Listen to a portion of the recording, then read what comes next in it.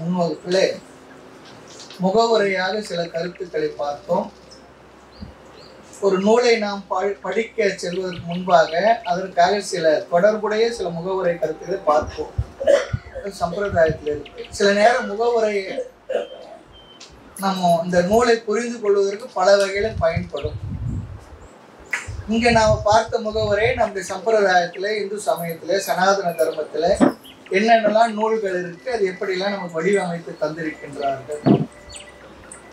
வேதத்தை பத்தி பார்த்தோம். வேதமானது சூத்திர வடிவா இருக்கு. அப்புறம் ஸ்மிருதிகள், நிறைய ரிஷி முனிவர்கள் செய்த நூல்கள் பார்த்தோம். அது ஸ்லோக வடிவில் இருக்கு. பிறகு அந்த கருத்துக்களை புரிய வைப்பதற்காக கதை மூலமாக அது இதிகாசம் சொல்லி பார்த்தோம். இதிகாசம் என்பது வரலாறு, உண்மை வரலாறு. அது கதை இல்லை, கற்பனை இல்லை. இரண்டு இதிகாசங்கள் பார்த்தோம். இதிகாசம் சொன்னா இவ்வாறு நடந்தது, இப்படி நடந்தது சொல்லி ஆரம்பிக்கும்.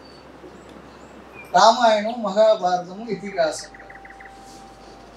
இன்னைக்கு ராமர் கிருஷ்ணர் பிறந்த இடம், நடந்த இடம், வாழ்ந்த இடம், ஆட்சி புரிந்தது, அந்த வரலாறு சம்பந்தமான, வாழ்க்கை சம்பந்தமான கஷேத்திரங்கள் நிறைய நம்மளால பார்க்க முடியுது. ராமர் அயோத்தியில பிறந்தாலும் கூட ராமேஸ்வரம் வரையிலும் அவர் தொடர்ந்து நடந்து வந்த பாதைகள், அவரோடு சம்பந்தப்பட்ட சரித்திர சான்றுடைய இடங்கள், கோயில்கள், ஸ்தலங்கள் எல்லாம் இருக்கு. திரும்பி போகும்பொழுது போன இடங்கள் எல்லாம் இன்னைக்கு வரையிலும் நிதர்சனமா நமக்கு இருந்து கொண்டிருக்கின்றன. அதனால இது வரலாறு என்பதற்கு வேற சான்றே தேவையில்லை. அயோத்தியில பிறந்து ராமேஸ்வரம் வரைக்கும் இலங்கைக்கு சென்று, இலங்கையிலிருந்து மறுபடியும் மீண்டு சென்று அயோத்திக்கு போன இந்த வரலாறு தொடர்ந்து நீண்ட பயணம். அதனால்தான் இந்த தேசத்தை ஒருங்கிணைச்சு வச்சிருக்கிறது நம்முடைய வேற எந்த விஷயங்களை விட இந்த ஆன்மீகம் தான்.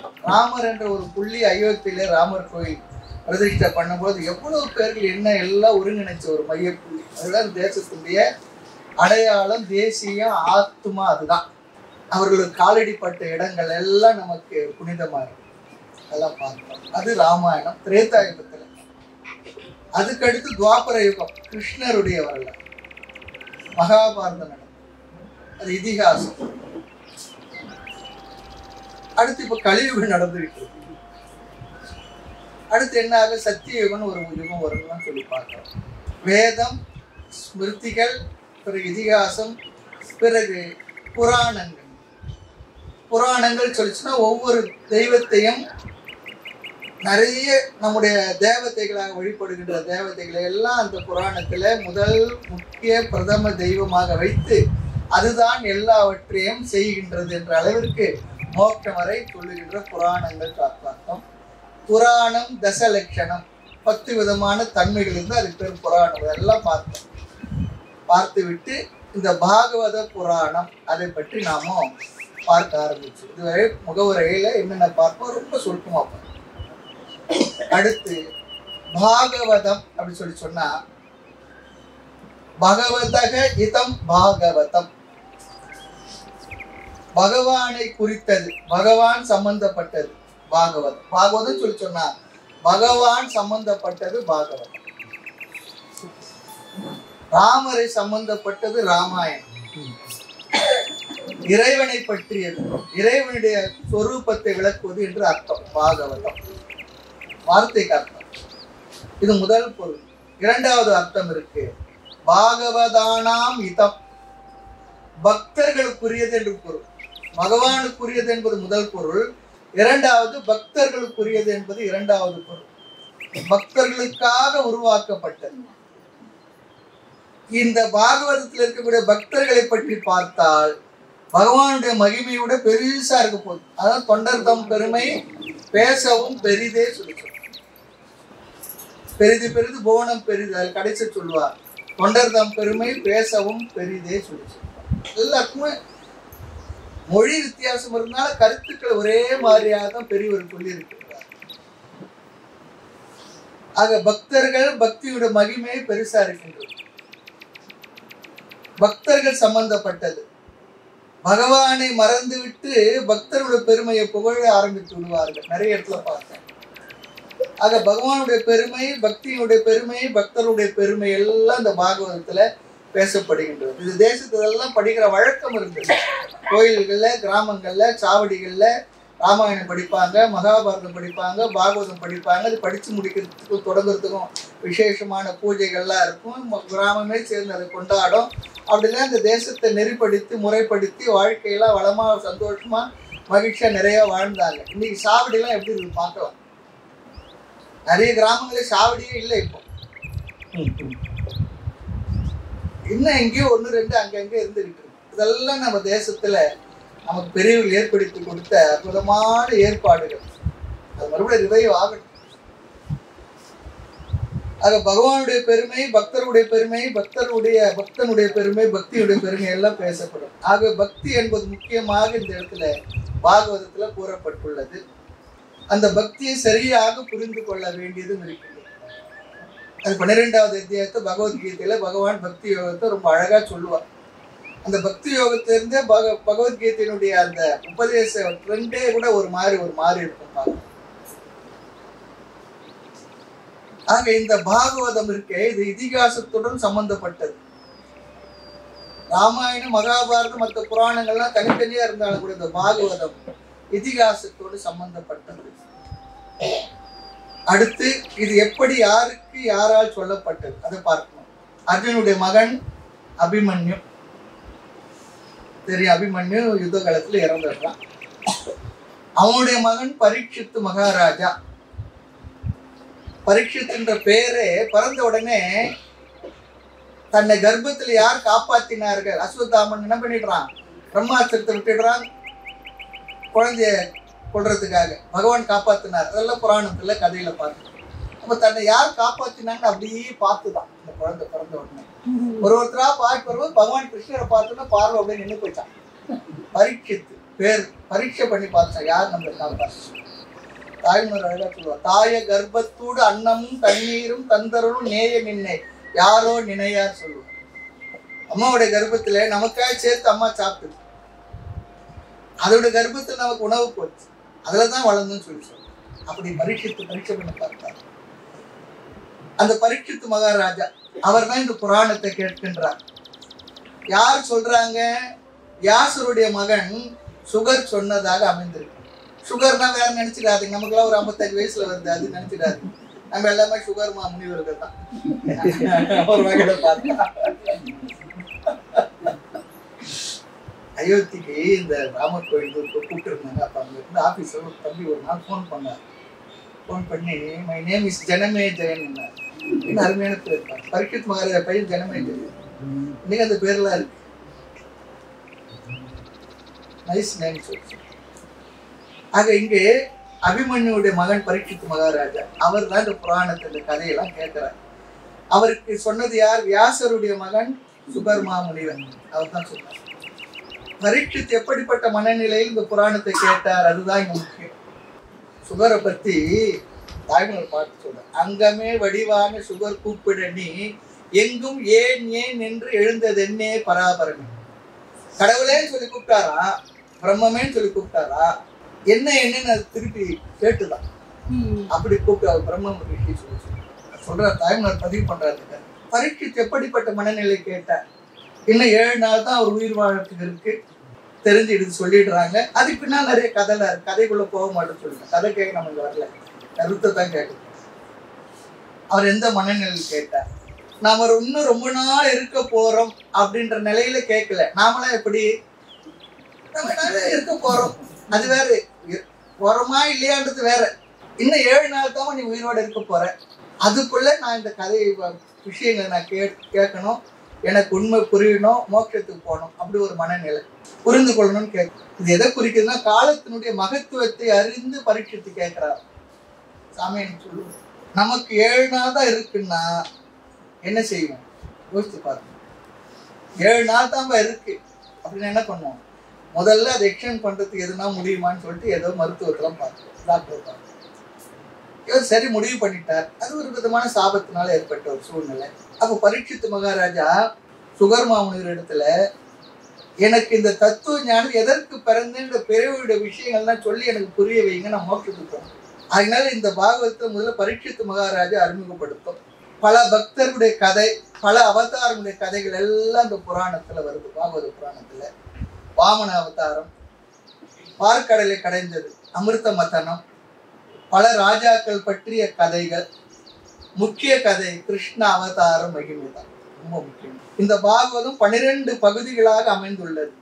பகுதிகளை ஸ்கந்தம் சொல்லி சொல்லுவோம். இதுல ஒவ்வொரு ஸ்கந்தமும் 30 அத்தியாயம், 20 அத்தியாயம், 40 அத்தியாயங்கள்லாம் இருக்கு.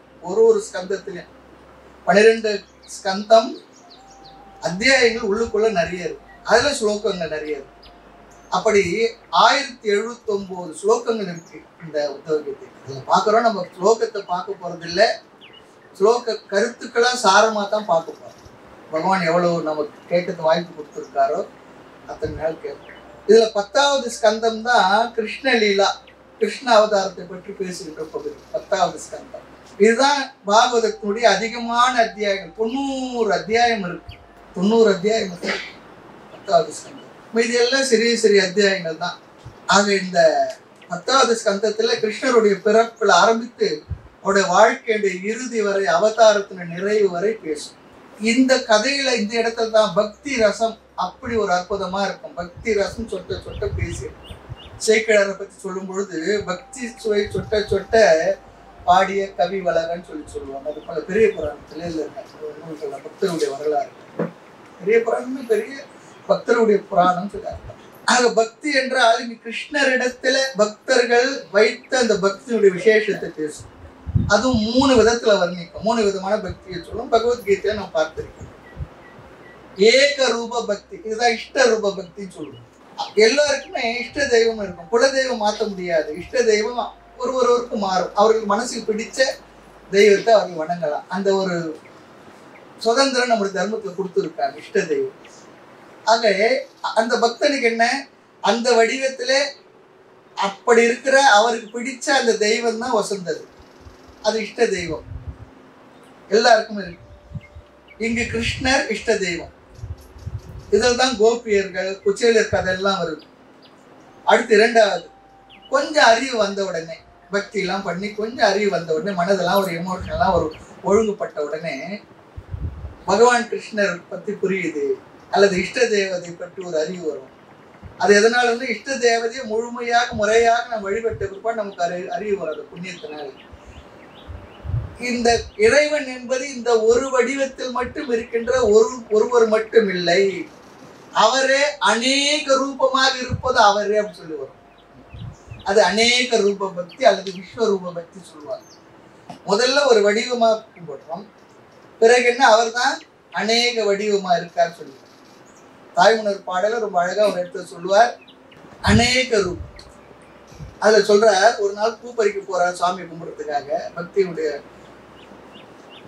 முதிர்ச்சி போன பூவை பறிக்கிறதுக்கு அவர் மனசு வரல. ஏன்? அந்த பூவுல அவரே தெரிகிறார். பண்ணேன் உனக்கான பூஜை ஒரு வடிவிலே. உன்னை ஒரு வடிவத்தில் இருக்கிறதா நினைச்சது என்ன? அப்படி வழிபட்டு நீ தான் அநேக வடிவில், எல்லா வடிவும் நீ தான் இருக்குன்னா தெரிஞ்ச உட்பாடு அந்த ஒரு வடிவத்தை நான் எப்படி நமஸ்காரம் பண்ண முடியும்? சரி, உன்னை பாவித்து உனக்கு உன்னிடத்துல மலர்களை தூவி அர்ச்சனை செய்து வழிபடலான்னு சொல்லி பூவை பறிக்க போனான்.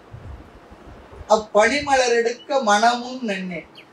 அந்த பனிமலர் சொல்லி சொன்னா அதுல இருந்து தெரியுது, சூரியன் வரத்துக்கு முன்ன போய் மலரை பறிச்சிடணும் தெரியுது. 8 மணிக்கு போய் பறிக்கிறது இல்லை.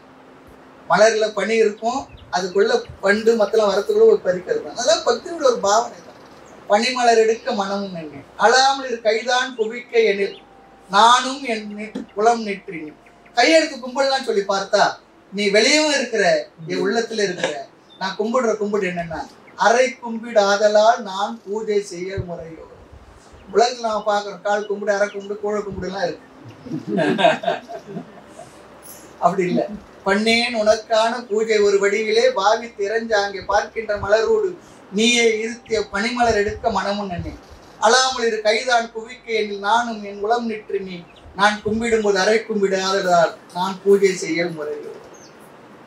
அப்படி அவருடைய எண்ணம் எப்படி இருக்குன்னா, ஒரு வடிவத்தை வழங்கின இறைவன் தான். விண்ணே வினாதியாம் பூதமே நாதமே வேதமே வேதாந்தமே மேதக்க கேள்வியே கேள்வியாம் பூமிக்கு வித்தே வித்தின் முளையே கண்ணே காட்டு. இப்படியா அழகா சொல்லிட்டு போறார். நீ எங்க இருக்கிறன்னு சொல்லி தெரிஞ்ச ஒரு பாடு ஒரு வடிவத்தை எப்படி வணங்க முடியும்னு சொல்லி கேட்கிறான்.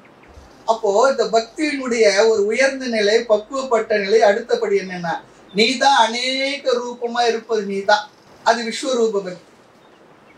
அதன் பிறகு மூன்றாவது இறைவன் நிர்குணமாக அரூபமாக இருக்கின்றார். முதல்ல ஒரு உருவம், பிறகு எல்லா உருவத்துல நீதான் இருக்க. அடுத்து மூன்றாவது நீதான் எங்கும் நிறைந்திருக்கின்றார். அங்கிங்கனாதபடி எங்கும் பிரகாசமாய் ஆனந்த பூர்த்தியாக அருளோடு நிறைந்து நீதான் எங்கு நிறைந்திருக்கின்றார். பரிபூர்ணமா நீதான் எங்க இருக்கின்றார், சர்வ வியாபியா இருக்கின்ற, சர்வகதமா இருக்க, ஆள் பருவேடி அதெல்லாம் சொல்ற பாருங்க, அப்படி இருக்கிற. அப்ப இந்த பக்தி இந்த படிநிலைக்கு மாறி வரணும். முதல்ல ஏகரூப பக்தி, பிறகு அநேக ரூப பக்தி, விஸ்வரூப பக்தி, மூன்றாவது எங்கும் நீதான் நிறைந்திருக்கின்றார். இதெல்லாம் இங்க சொல்லப்படும். ஆக ஏகரூபமான பக்தியாகவும் இஷ்ட தேவதா பக்தியாகவும் அவரே, அநேக ரூபமாக அவரே, அரூபமாக இங்கு வர்ணிக்கப்பட்டுள்ளது. ஆனால் இந்த இடத்துல எப்படி கிருஷ்ணர் சொல்லியிருக்க இஷ்ட தேவதையாக தான் சொல்லப்பட்டிருக்கு. அதுதான் அதிகமாக வர்ணிக்கப்பட்டுள்ளது. கொஞ்சம் இடத்துல தான் சிலதான் சொல்லியிருக்கு. காரணம் இன்றைக்கு மக்கள் அதில்தான் இருக்கின்றார்கள். என் கடவுள் தான் பெருசு, உன் கடவுளே பெருசு இல்லை, எம் தெய்வம் தம் தெய்வம் என்று எங்கு தொடர்ந்து எதிர் வழக்கிடவன்ன்றது எது சொல்லுவார் தாய்மன்னர். முதல் பாடல அழகா சொல்லுவார். அது அனைத்துமாக அருவமாக அவர் தான் இருக்கிறார். உருவமா இருக்கிறதுக்கு பூஜை பண்ணலாம், அபிஷேகம் பண்ணலாம், மாலை போடலாம். அருவமா இருக்க கடவுளுக்கு என்ன பண்ண முடியும்? அருவமா இருக்க கடவுள் என்ன பண்ணணும்? வழிபட முடியாது, வணங்க கூட முடியாது, மனசுல நினைக்கத்தான் முடியும், தத்துவத்தை விசாரம் பண்ணத்தான், ஆகாயத்துக்கு ஆணி அடிச்சு மாலை போட முடியும். அந்த பக்தி அப்படி நம்மை பரிணாமத்தை அந்த அளவுக்கு நம்மை வளர்த்து கொண்டு வந்து விட வேண்டும். அதுதான் நிறைவு. ஆக இந்த விதத்தில் பக்தியானது இங்கு பேசப்பட்டு இந்த பக்தியினுடைய இறுதியில் அத்வைதத்தில் தான் இந்த பக்தி நிறைவடைய போகின்றது. ஆக இந்த பக்தி என்ற உறவு, இறைவனோடு நாம் ஏற்படுத்திக் கொள்கின்ற பக்தி என்ற உணர்வுடன் கூடிய இந்த உறவு இருக்கு. அவர் பகவான், நான் பக்தன் என்ற ஒரு உறவு. இது ஒரு உறவு தான். எப்படி அம்மா அப்பா உறவு, அது போல ஆண்டான் அடிமையனும் இரு தன்மையிலும் என் வழக்கு தீராது விடுவதில்லை நடுவான கடவுள். இது தாய்மலர் ஒரு இடத்துல பேசுறான். நீ ஆண்டவன், நான் உனக்கு அடிமை பூண்டிருக்கிறேன். இது இந்த வழக்கு இருக்க விவகாரம் தீரப்போவதில்லை, எனக்கு ஒரு தெளிவு கிடைக்காம விட போறதில்லைன்னு சொல்லி சொல்றான். உறவே நமக்கு இங்கு ஒழிக்க ஒழியாது. யார் சொன்னா? ஆண்டாள் சொல்லியிருக்கேன். உறவே நமக்கு இங்கு ஒழிக்க ஒழியாது. அது அந்த உறவு, பக்தனுக்கு பகவானுக்கு ஏற்பட்ட உறவு. அது எப்பொழுது எங்கு மேக்சிமம் நிறைவடைகின்றது என்றால் அவனும் நானும் வேறு வேறு இல்லை என்று புரிந்து கொள்ளும் பொழுதுதான் அது நிறைவடைகின்றது. அதுதான் நிறைவடை. அதுவரை என்ன ரூல்ஸ் இருக்கும், ரெகுலேஷன் இருக்கும், இப்படிதான் நடந்துக்கணும், இப்படிதான் வழிபடணும், இப்படிதான் பண்ணணுன்றதெல்லாம் இருக்கும். அதெல்லாம் செய்யணும். நம்ம வீட்டில் இருக்கிறவங்க இடத்துல இருந்தால் ஃபார்மாலிட்டி பார்ப்போமா, டிஸ்டன்ஸ் மெயின்டைன் பண்ணுவோமா? ஏன்? அவர்களோடு நமக்கு இருக்கக்கூடிய நெருக்கம். அது போல பகவான் இடத்துல நெருக்கம் அதிகமாக அதிகமாக அதிகமாக பகவானை தூரத்தில் இருக்கிறது இல்லை, அவர் என்னோட இருக்கிறார், என்னுள்ளே இருக்கிறார். கடைசியில் என்னன்னா நானாகவே இருக்கிறேன், நானாகவே இருக்கிறேன். ஆகவே இங்க ரொம்ப அழகா சொல்றார். இங்கு பகவான் வேறு நான் வேறு இல்லை என்ற அத்வைத பக்தியில் தான் இந்த நிறைவு பெறுகின்றது. பக்தி புராணங்கள்ல பக்தி பேசப்பட்டாலும், பகவான் வேறு பக்தன் வேறு என்று சொல்லப்பட்டாலும், புராணத்தில் இறுதி கருத்து அத்வைதம். நான் இந்த உடலான்னு நினைச்சேன்னா நான் கடவுளும் நானும் வேறு வேறு தான். ஆத்மாவா நினைச்சா அங்கதான் ஒண்ணு. மனுஷனா நினைச்சுக்கிட்டு அவரும் நானும் ஒண்ணு சொல்லக்கூடாது, சொன்னோம்னா தப்பிதமாயிடும். ஆக புராணத்தினுடைய இறுதி கருத்து அத்வைதமாகவே இருக்கின்றது. அதையும் கூட தாய்மலர் இடத்துல சொல்லுவார். வேதமுடன் ஆகம புராண இதிகாசம் முதல் வேறு முல கலைகள் எல்லாம் மிக்காக துவைத ஞானத்தை விரிவாய் எடுத்துரைக்கும். ஓதறிய துவைதமே அத்துவித ஞானத்தை உண்டு பண்ணும் ஞானமாகும். ஆதலால் எனக்கு சரியை ஆதிகள் போதும் சொல்லி சொல்லுவோம். அது செய்து அதுல ஒரு நிறைவு வந்த பிற்பாடு அந்த உணர்வு அதுவாக நம்மிடத்தில் விடுபடணுமே தவிர நாம் கற்பனையாக அப்படியெல்லாம் விட்டு விடக்கூடாது. பண்றதே இல்லை, அப்புறம் எங்க விடுறது? பண்ணவே இல்லை. இதை படிச்சுட்டு நான் படிச்சுட்டேன், எனக்கு தெரிஞ்சிடுச்சு சொல்லிட்டு கற்ற கலையால் நிலைதான் காண்பனோ காண்பதெல்லாம் மற்ற விடத்தை வெளியாமன்றோ பராபரன். கற்ற கல்வியால் உன்னை கண்டவன் போல் கூத்தாடு குற்றம் என்று எண்ணெஞ்ச கொதிக்கும் பராபரமே. தாய்மொழி அதையும் சொல்ல எச்சரிக்கை பண்றாங்க. சும்மா படிச்சதுனால மட்டும் எதை கேட்டதுனால மட்டும் செய்யவே இல்லை. அப்புறம் எங்க நட்ட கல்லு தெய்வம் என்று 4 புட்பல் சாத்தி சுற்றி வந்து மனமனன்னு சொல்லும் மந்திரம் ஏதடா நட்ட கல்லு பேசுமா நாதம் இருக்கையில் சுட்ட செட்டி சட்டும் கரிச்சு வேறு ஏதோ போற வர ஏதோ பண்ணிட்டு வர மனமனன்னு சொல்ற என்ன பாத்து எதுனா உன்னிட்ட பேசிட்டான்னு கேட்டான். இது 2 வரையும் மட்டும் ரொம்ப நல்லதா போச்சு, அவரே சொல்லிட்டார். அப்படி இல்லை, அது உன்னுள்ள இருக்கு, அதை உணர்ந்துக்க. சும்மா ஏதோ போற வர மனமன்னு ஏதோ சொல்றியே, வீட்டுல சமைச்சு வச்சிருக்காங்க, அந்த கரண்டிக்கோ பாத்திரத்துக்கோ சுவை தெரியுதா? சாப்பிடுற உனக்கு தானே சுவை தெரியுது. அதுபோல உன்னுள்ளே இருக்கிறத உணர்ந்து கண்பருக்காக சொல்லப்பட்ட சிவவாக்கியருடைய அற்புதமான ஒரு ஃபேமஸ் கொட்டேஷன். அதெல்லாம் படிச்சுட்டு நான் ஒண்ணுமே செய்யாது, அவரே சொல்லிட்டாரு, அவங்கெல்லாம் பண்ணக்கூடாது. ஆக இங்க பாகவத புராணத்துல நன்கு பார்க்கலாம், மிக அழகாக வர்ணிக்கப்பட்டு அந்த பகவானை நான் தான் என்று இறுதியில் புரிந்து கொள்கின்ற ஒரு அற்புதமான ஒரு கருத்து.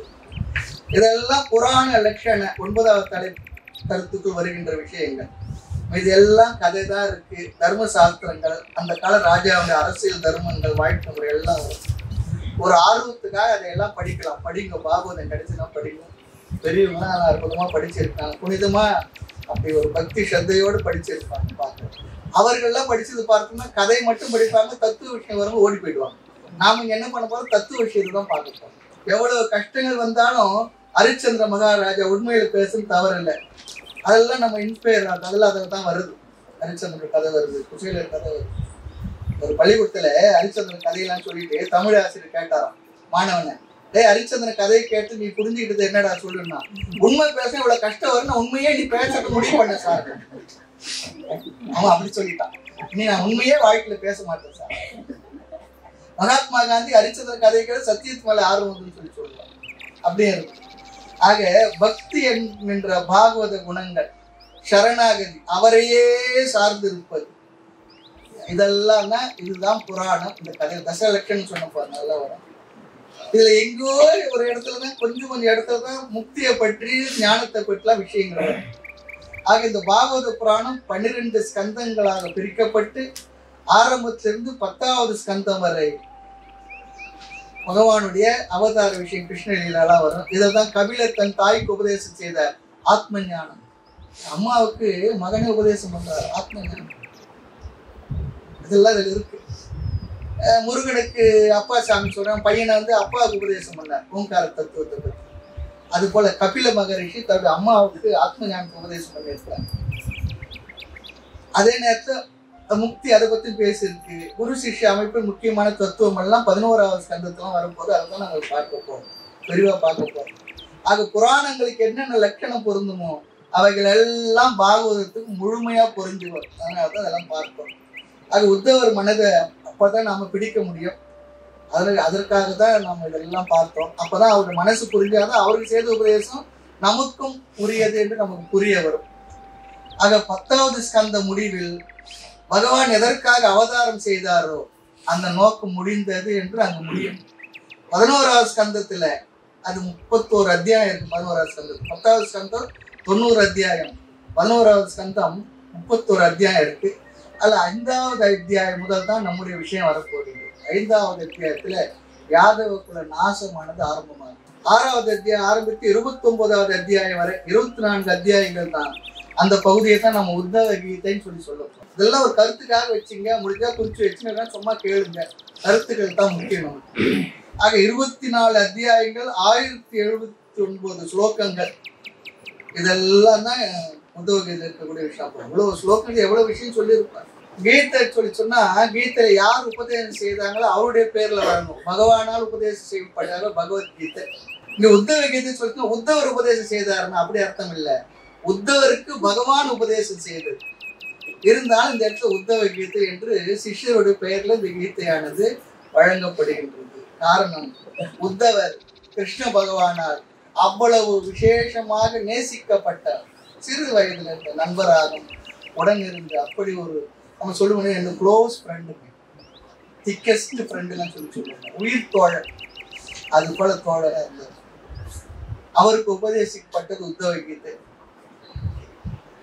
இப்போ மறுபடியும் ஒரு சின்ன கதை பகவானுடைய வரலாறுல. பகவான் அவதாரம் எடுத்து அவருடைய அவதார காரியங்கள்லாம் முடிந்த நிலை. மகாபாரத இதெல்லாம் முடிஞ்சு தர்மருக்கு பட்டாபிஷேகம் செய்து துவாரகைக்கு எல்லாம் வந்துட்டார். முடிஞ்ச பிற்பாடு அவர் என்ன பண்ணோம், மறுபடியும் எங்க இருந்து வந்தாரோ அங்க எழுந்தருள வேண்டும் வைகுண்டத்துக்கு. தேவர்கள்லாம் வராங்க, அது தனியா ஒரு இடத்துல இருக்கும்போது தேவர்கள்லாம் வராங்க, ஒரு ஞாபகப்படுத்துறாங்க, பகவானே நீங்க இவ்வளவு நாள் ஆயிடுது, நீங்க திரும்ப வரணும். பகவான் சொல்ற, ஆமா நான் அதை மறந்துடல, ஆனா ஒரே ஒரு வேலை பாக்கி இருக்கு, அந்த வேலை முடிஞ்ச உடனே நான் வந்துடுறேன்னு சொன்னேன். அது என்ன வேலை சுவாமின்னு சொல்லி கேட்கிறாங்க. இப்போ ஒரு வேலை நடக்க போகுது, அது எதுக்குள்ள நாசம், எதுக்குள்ள நாசத்தை பார்த்துட்டு நான் வந்துடுறேன்னு சொல்லி சொல்றாரு. அழிய போயிடுன்னு சொல்றாரு. யாருன்னா நம்ம குல அழியத்தை பார்த்துட்டு வரேன்னு சொல்லுவோமா? அதுக்குள்ள நாம போயிடணும்னு தான் சொல்லுவோம். என் கண்ணு முன்னால நடக்கூடாதுன்னு சொல்லுவோம். ஆனா பகவான் சொல்றாரு, இப்போ பகவான் எப்படியாப்பட்ட ஞானியா இருந்தா அதையும் பார்த்துட்டு அதான் கலங்காத நெஞ்சுடைய ஞான தீரர் சொல்றார். தாய் எதுக்கும் கலக்கம் இல்லாத ஸ்திதப்பிரை பகவான் சொன்னாவே அது ஞானத்துக்கும் அப்பாற்பட்ட ஒரு ஞானத்துக்கு மேல தானே ஞானி சந்தேகம். எதுக்குள்ள நாசத்தை பார்த்துட்டு வந்துடுன்னு சொல்றார். அழிய போகின்றது. அது வரைக்கும் 10வது முடிய இருக்கு. 11வது ஸ்கந்தம் முதல் அத்தியாயத்துல எது குலத்திற்கு ஒரு சாபம் வரும். அந்த கதைகள்லாம் நாம படிக்கல, பார்க்க போறது இல்லை. அந்த நேரத்துல உத்தவர் சந்திக்கிறார் பகவான் இடத்துல. தேவர்களை போனதான் பார்க்கிறார். பார்த்துட்டு அந்த விஷயங்கள்லாம் அவருக்கு தெரிஞ்சுக்கிட்டு பகவானை பார்க்கிறார். நீங்கள் போக போவது உண்மை உறுதி என்று எனக்கு தெரிந்து விட்டது. இந்த வீடுகள் எல்லாம் அம்மா அப்பா பெரியவங்க ஊருக்கு பார்த்து எவ்வளவு மறைச்சாலும் குழந்தைங்க தெரிஞ்சுக்கணும். மம்பு பண்ணுவோம், வரப்போறேன் வரேன்னு. அது போல உத்தவருக்கு பகவான் போக போறார் தெரிஞ்சிடுது. அப்ப கேட்கிறாரு, சுவாமி நீங்க போகும்போது பகவானை என்னையும் கூட ஆக்கிட்டு போயிடுங்க, நீங்க இல்லாத உலகத்தை நான் இருக்கிறேன் சொல்றாரு. நீ இல்லாத உலகத்தில் நிம்மதி இல்லை, அது போல நீங்க போகும்போது கூட்டிட்டு போயிடுங்க. அப்போ பகவான் அவருக்கு ஆத்ம தத்துவத்தையும் தர்ம அதர்ம கருத்துக்களையும் பரா வித்யை இதெல்லாம் உபதேசிக்கிறார். அடுத்த உலகத்தில் எப்படி வாழ வேண்டும் என்று சொல்லிக் கொடுக்க போறார். ஆக இது 5வது அத்தியாயத்துல முடிஞ்சிடுற விஷயம். அடுத்த 6வது அத்தியாயம் முதல் 29வது அத்தியாயம் வரை 24 அத்தியாயங்கள் தான் உத்தவ கீதை. 30வது அத்தியாயத்துல பகவான் இந்த உடலை விடுறது அது வரப்போகுது. பகவான் படுத்துக்கிட்டு இருக்கார்.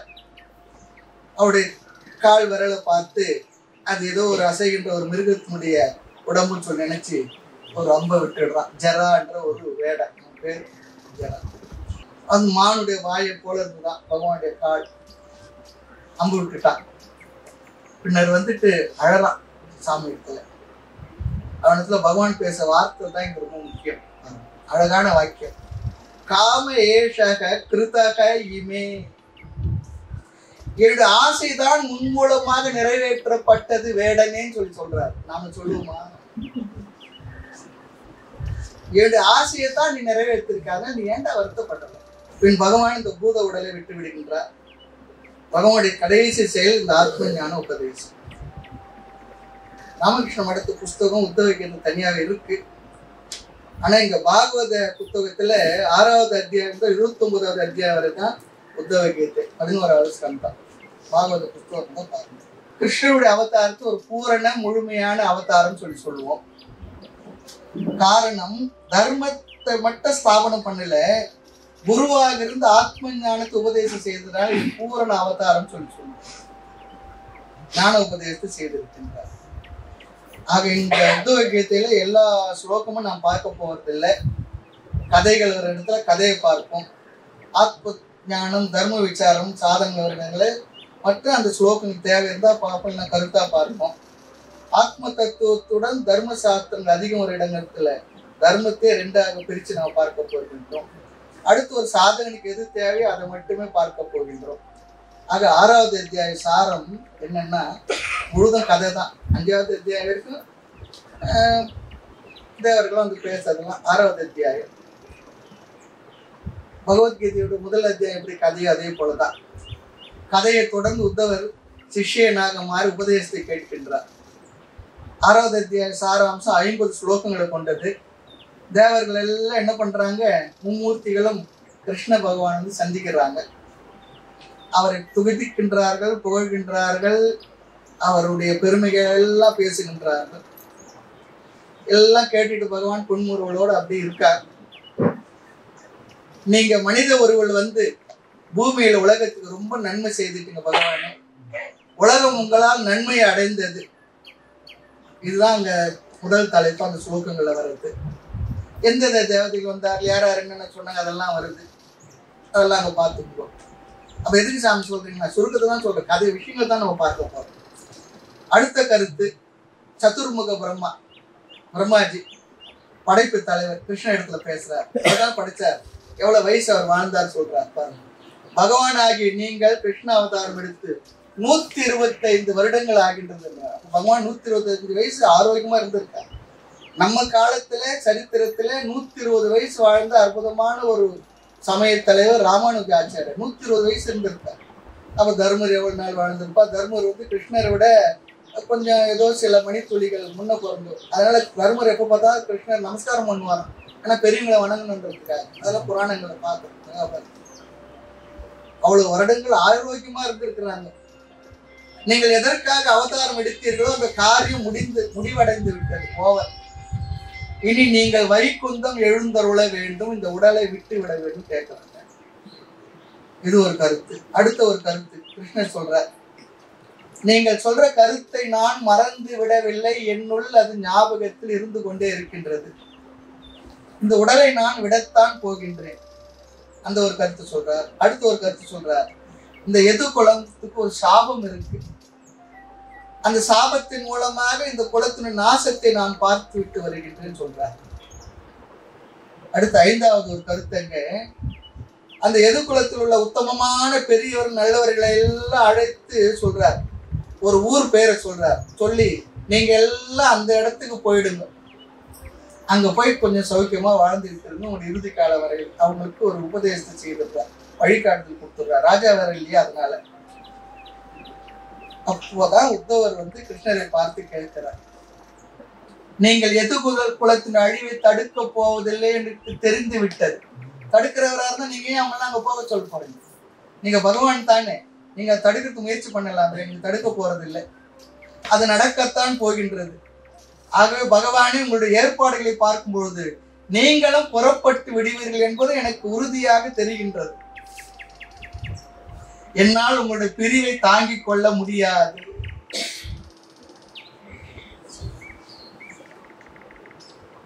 அதற்கு பிற்பாடு உத்தவர் சொல்ற கருத்துதான் ரொம்ப முக்கியம் பாருங்க. ஞானிகள், சன்னியாசிகள், முமுட்சுக்கள் எல்லாம் வேண்டுமானால் மோட்சத்துக்கு போனா போட்டோம், நான் சகுன பிரம்மமாக உள்ள உங்களுடன் இருந்து பிறகுதான் மோட்சம் கிடைக்கிறது கிடைக்கல, அதுக்கு கவலை இல்லை, உங்க கூட தான் இருப்பேன், எனக்கு இதுவே போதும் அப்படின்னு சொல்லி கேட்கிறார்.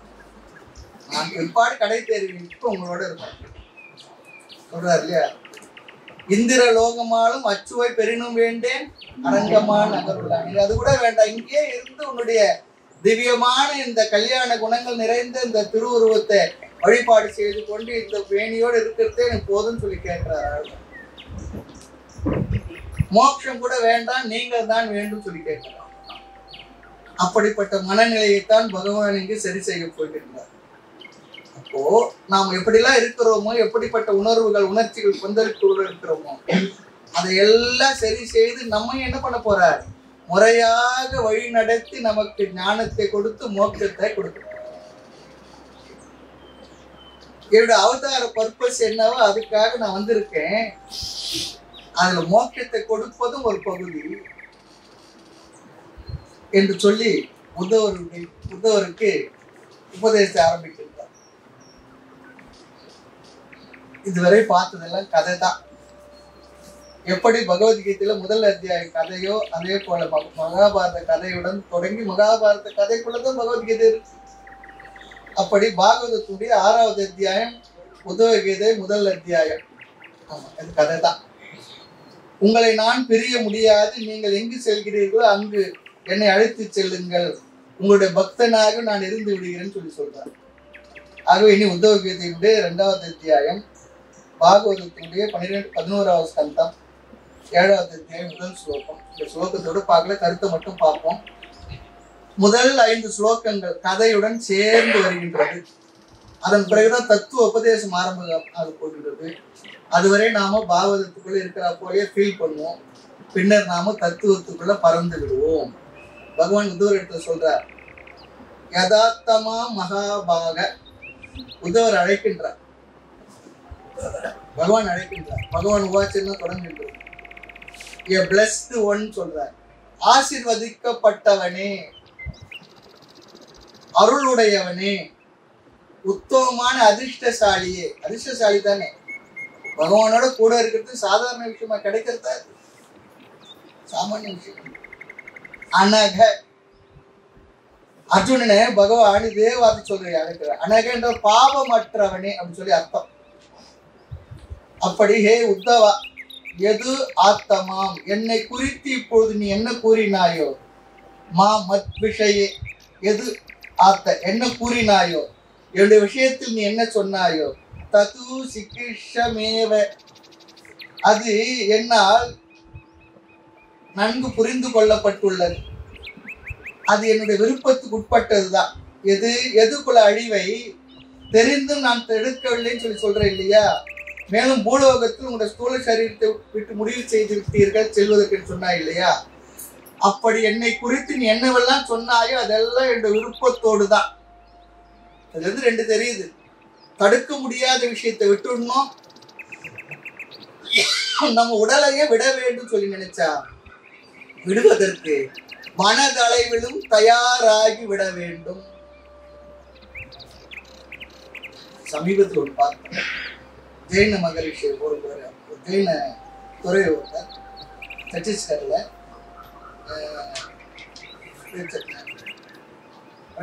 போய் பார்த்துக்கலாம் சந்திச்சுட்டு வந்தார். ஒரு 15 நாளைக்கு முன்னே அவருக்கு கொஞ்சம் உடம்பு முடியாது இருந்தது. இன்னும் மருந்து எதுவும் எடுத்துக்க மாட்டேன், எனக்கு மருத்துவம் வேண்டாம்னு சொல்லி 3 நாள் பட்டினி இருந்து உடலை விட்டுட்டார்.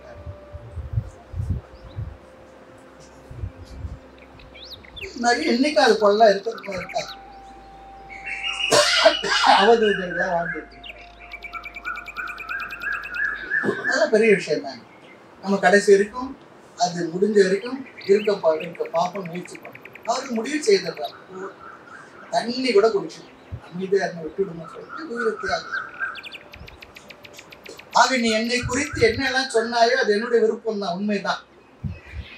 நமக்கு கூட ஒரு ஏஜுக்கு மேல ஒரு வரும்பொழுது உடல்ல வாழணுன்ற எண்ணத்தை வாழக்கூடாதுன்றது இல்லை, போதுன்ற மனநிலை வந்துடணும். அதான் ஒருத்தர் சொன்னார், 60 வயசுக்கு மேல ஒவ்வொரு மாசமும் போனஸா, 70 வயசுக்கு மேல ஒவ்வொரு வாரமும் போனஸா, 80 வயசுக்கு மேல ஒரு நாளும் போனஸா. உலகத்துல இருக்கிறது நாம எப்படி இருக்கும், ஆவியை விட்டா சாவியை விடன்னு சொல்லிட்டு கடைசி வரையணும் எப்படியோ இருக்கணும் போகிறதுக்கு மனசே வரதில்லை. நம்ம போறதுக்கு மத்த கழுவுறாங்களே இல்லையோ, நாம தான் ஓன்னு அழுதுகிட்டு இருக்கோம், ஐயோ போறேன்னு இதெல்லாம் விட்டு இருக்கோம். என்னத்தை விட்டு என்ன எடுத்துட்டு வந்தேன் போறேங்க, அது என்ன ஆகும், இது என்ன ஆகும், நான் போயிட்டா எங்களை என்ன ஆகும், ஒன்னே ஆகாது. நம்ம போனா இருக்கிறவங்க நம்ம சுத்தி இன்னும் சௌக்கியமா சந்தோஷமா மகிழ்ச்சியா இருப்போம், ரொம்ப சந்தோஷமா இருப்போம். அப்பாடி அதுக்குள்ள ஆவையெல்லாம் பண்ண அவங்க நம்மளை விடுறதுக்கு முன்ன நாம மனதளவில் அதையெல்லாம் விட்டு பழகி விட்டால் அமைதியா நிறைவா இந்த உலகத்துல இருந்து ஆனந்தமா புறப்படலாம். டாட்டா பை பை போயிட்டு வரேன்னு சொல்லி சொல்றோம். இல்லைன்னா என்ன பண்ணுவோம், நாமளும் சேர்ந்து கூட அழுதுகிட்டு மேசிகிஷிதம், என்னால் அது விரும்பப்படுவதுதான். எது குலம் என்னுடையதாக இருந்தாலும் அதன் அழிவை நான் காண விரும்புகின்றேன், எனது ஸ்தூல சரீர அழிவையும் நான் விரும்புகின்றேன். இங்க ஒரு சந்தேகம் வரலாம், தன்னுடைய குல அழிவை தானே விரும்புவாரா? ஆம், காரணம் அறிவும் செல்வ செழிப்பும் வந்ததால் ஒழுக்கத்தை தர்மத்தை விட்டு விட்டார். தனம் அல்லது செல்வம் ஒரு கருவிதான். எதற்கென்றால் தர்ம அனுஷ்டானத்தை, தர்ம அனுஷ்டானத்துக்கு நன்மையை செய்வதற்கு, நாம் ஓரளவு சௌகரியமா வாழ்வதற்கு, தர்மத்தை கடைபிடிப்பதற்கு செல்வம் ஒரு வழிதான். தானம் முதலையெல்லாம் செய்யலாம், அதர்மம் செய்யறதும் பணம் தான் காரணம். ஆக எது குலத்துக்கு வந்த செல்வம் தர்ம பாதையில் இல்லாமல் சென்று விடுவதற்கு வழிவிட்டு விட்டது. அதர்மத்திற்குள் அவர்கள் சென்று விட்டார்கள். எந்த ஒரு கலாச்சாரத்தையும் வெளியில் இருப்பவர் அழிக்கிறது இல்லை. ஞாபகம் அவர்களுக்குள் தான் அது அழிக்கப்படுகின்றது. சரித்திரத்தில் ஒரு ஆய்வு, வெளியில் இருப்பவர்கள் அழித்தார்கள் என்பது மேல்போக்கான ஒரு விஷயம். அதை அழிய அனுமதித்தது யார் என்றால் உள்ளிருப்பவர்களே. நம்முடைய தர்மத்தை அழிக்கிறான்னு சொல்லி சொன்னா யாரோ பண்றான்னா மத்தவன் பண்ணல, நாமே நம்முடைய இந்து தர்மத்தை சனாதன தர்மத்தை அழிப்பதற்கு நாம் தான் காரணம். நாம் அவங்களுக்கு ஒத்தாசை பண்ணாது இருந்தா சரி, எல்லா வகையிலும் அது புரிய நினைக்கிறேன். சரித்திரத்துல 25 குதிரை வீரர்கள் மிக பிரம்மாண்டமான நலந்தா பல்கலைக்கழகத்தை அழித்தார்னு சொல்லுவாங்க. அங்க இருந்தவங்க என்ன, 2000க்கும் மேற்பட்ட ஆசிரியர்கள், 20,000க்கும் மேற்பட்ட மாணவர்கள் இருந்தாருன்னு சொல்லி சொல்றாங்க. 7 நாள் எரிஞ்சுதான் இந்த லைப்ரரி எல்லாம் சேர்ந்து. ஆக எதுக்குள்ள நாசம் நான் விரும்புவதே காரணம், அதர்மிகளாகி விட்டார்கள். அடுத்து என்னுடைய விருப்பம் மட்டுமல்ல, குல அழிவு, என்னுடைய சரீரம் எல்லாம் என்னன்னா பிரம்மா பாவ சதுர்முக பிரம்மா பாபாவே சொல்லி சொன்னா சிவன் சொல்றார், லோக பாலாக மற்ற தேவர்கள் அனைவரும் மே ஸ்வர் காங்கியனாக, மே என்னுடைய ஸ்வர் வாசம் பூலோகத்தை விட்டு வைகுண்டத்து வரணும் என்பதை அபிகாங்கியனாக விரும்புகிறார்கள். நான் மட்டும் விரும்பல, பிரம்மதேவனும் விரும்புகிறார், சிவனும் மற்ற எல்லா தேவரும் விரும்புகிறார்கள். ஆகவே இந்த பூத உடலை விட்டு விட்டு வைகுண்டத்துக்கு வர வேண்டும். அப்போ வைகுண்டத்துல பகவான் விஷ்ணு இல்லையான்னு கேட்காதோ, அவதாரம் முடிந்து வாங்கன்னு சொல்லி கூப்பிடுறாங்க. லோக பாலாக, இது ஒரு அழகான சொல். தேவர்கள் எதற்காக இருக்கின்றார்கள்? உலகத்தை ரட்சிப்பதற்காக. அவர்கள் எல்லாம் விரும்புகின்றார்கள், ஸ்தூல சரீரத்தை நான் இந்த பூ உலகில் விடப் போகின்றேன். மேலும் அவர்கள் என்ன விரும்புகிறார்கள், நான் ஏன் விரும்புகின்றேன் என்பதை அடுத்து சொல்வார். அடுத்த அர்த்தத்தை பார்க்கலாம். மூர்த்தி எல்லாம் வாழி, எங்கள் மோனதரு வாழி, அருள் வார்த்தை என்றும் வாழி, அன்று வாழி, பராபரம்